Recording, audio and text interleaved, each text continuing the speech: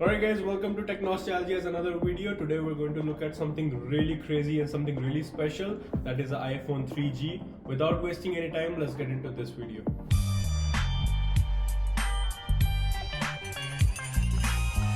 Alright guys, so this phone has a very compact and ergonomic design. It's because of the curved back, it's a really comfortable phone to hold.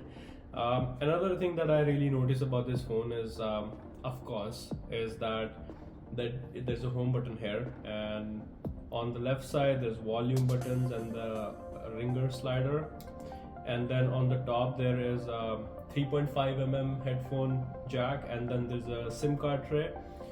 And of course, when the lock button used to be on top, like a really convenient feature.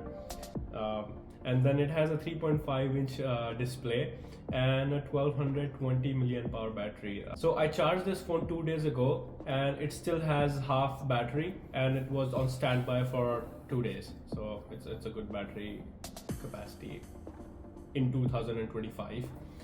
Yeah, it's not passively losing a lot of battery. That's a good thing. Another big feature about that was that it has a 30-pin connector. One side is a microphone grill and the other side is a speaker grill.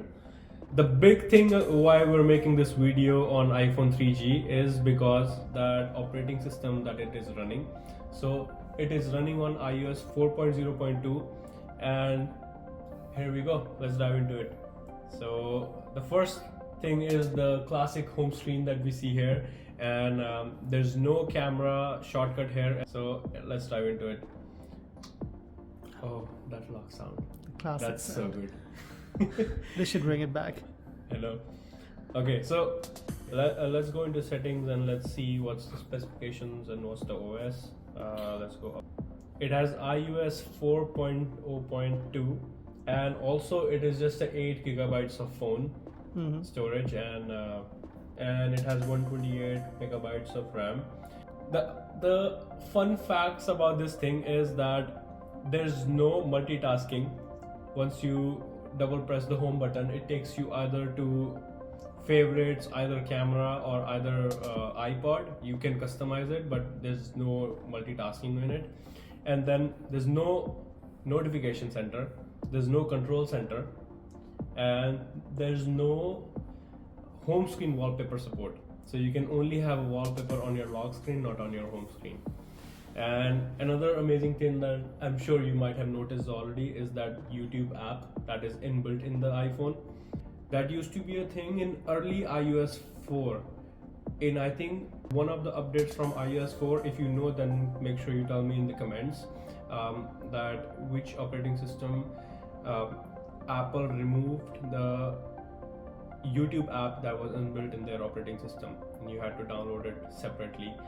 So of course I am not connected to. Oh, the last song that I searched was somebody that I used to know. Yeah, that's the song. That's, I think, the song from the same age as this iPhone. I know. Okay, so another cool feature about this phone was that a really good feature is that you can drag an app on top of another app, and that creates a folder. And the good thing about it is that you can rename it. So let's rename it to Hi, and then of course it's done, and then you press the home screen and it's done. Another cool feature is that they added a search that you can look for something, maybe contacts app, and then of course it'll show you all the contacts, but you can still open the app from here also.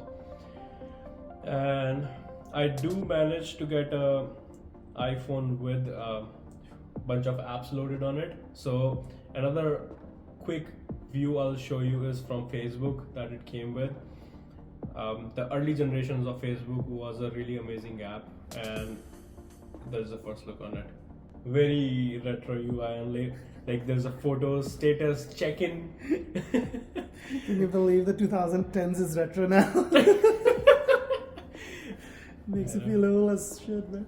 And so there's a bar up here that takes you to all the profile notification. There's the option for chat. Okay, so so you could see your friends, your groups, your places, few messages, few events, and you can of course make notes on Facebook. That was weird. And let's go and take a look at Safari. And once I open Safari, there's a address bar and then there's a Google search. There two used to be a separate thing. And then at the bottom I can go back and navigation bar, and then there's a multiple window system for web browser. And if I click on this is how it used to be earlier, and if I go into the new page, this is how it opened. And of course there's no multitask, so I'll just close the thing. Oh, I double press, so it opened the contacts.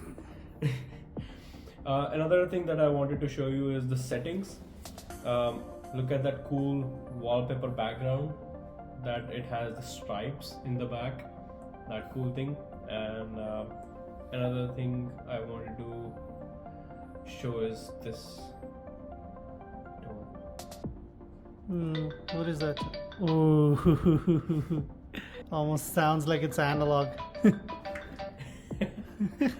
That sounds so nostalgic. Another fun fact about this phone is that the processor of this iPhone 2nd generation was made by Samsung. We all know that Samsung and iPhone are like the biggest competitors in cell phone industry, but now but back then, when early generations of iPhones, when Samsung was not a very big player and not anywhere near them, at that time Samsung was making parts for Apple, and they still make displays for Apple iPhone, but back then the processor was itself made by Samsung. Okay, another fun fact about this iPhone is that in the camera app you can only take pictures, you cannot make videos. You can jailbreak this phone and add a support for videos. Okay, another thing is that this phone don't have a selfie camera, so if I want to take a picture, then wait, let's see if the camera the volume button takes a picture. No, I mean, look at that. It seems like a relatively new feature, isn't it? So this volume interface is a very transparency look. So if I want to take a selfie on this phone, so this is the way to go. So I don't know if I got it myself in the picture or not. Okay, look at that picture.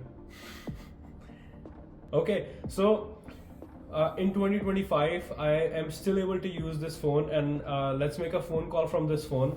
And I know this is going to be very nostalgic look, so I'm not going to show the phone number, but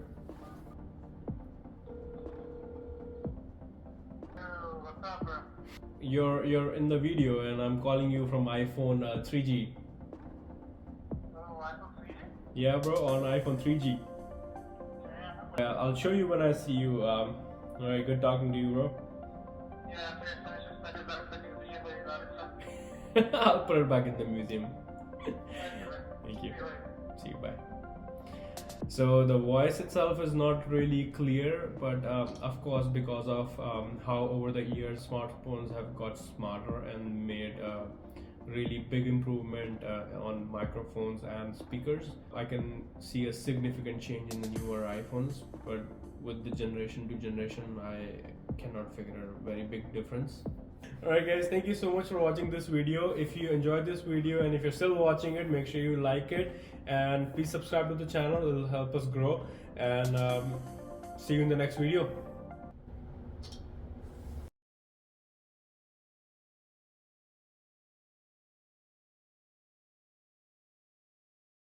I still use my iPhone 14 Pro, and I still try to lock it from the top, just the habit of using iPhone 3GS and 4S, and it just still kicks in automatically, but eventually I get the hang of that. I have to click on the side, lock the phone. Why? Do you still do that? I don't. It's like a Once long in a while it process. just goes there. I'm like, oh fuck. That's a weird one. I never Never heard anyone doing that? No, I mean we've had phones with side buttons for so long. I never felt the need to go up anymore. Out of nowhere, randomly, like that thing kicks in. It was like my very first phone was iPhone 5. Oh. Yeah, even So then I it's like have- top, right? I have used like 3GS and 4S and then 5 and then 5S. So that was like a long trail of phones Yeah, with like a top lock button. So that was like a long muscle memory for like a long period of time. So that still Yeah, kicks in. but like how many randomly. years has it been since you used any of those phones? Because I think everybody switched pretty quickly I've to the been iPhone using 6, right? I've been using this phone for like last week. Come on. So once in a while in between when I switch to a phone like this, it still kicks in. Like, Yeah. oh, Okay, I guess. okay. One side is a microphone grill and the other side is a speaker grill. And it's a really good placement for the speaker because you're holding the phone and it's directly reflecting the sound to your face, and it looks like that it's a really good sound that coming directly from the phone to you. And Not many phones have it. Like most modern phones still have it at the bottom, right? Speaker grills. after these phones they started making it, earlier the speaker used to be behind next to the camera, Yeah, I remember Samsung having Samsung that. used to have it. phones.